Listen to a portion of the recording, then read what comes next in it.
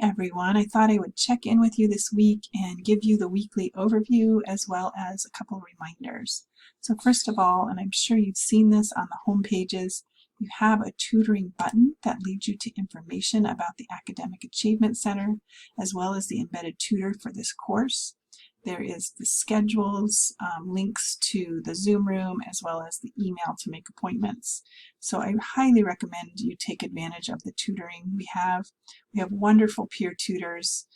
They're just so helpful when you're going to write an essay or you have questions on an assignment. So please take advantage of this.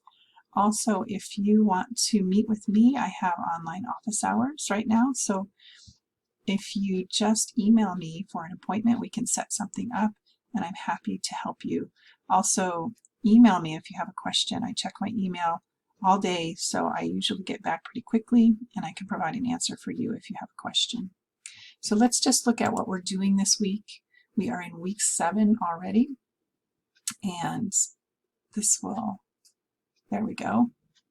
So we have this reading response that is the first time you've done this style of essay. So I want to encourage you to look at the video I've provided on this page that walks you through this type of response. And also I've provided another video that talks about the way in which you can outline this particular reading response. So I've got a lot of resources here that's going to really walk you through what's expected for the assignment. And I think it's going to be really helpful for you to watch these. In addition, note that there actually are 2 examples of what this response should look like. So this is a little bit different from MLA format.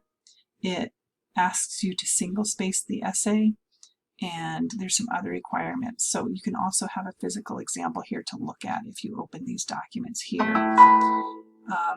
You'll notice that one of the assignments this week too focuses on topic sentences and focus paragraphs.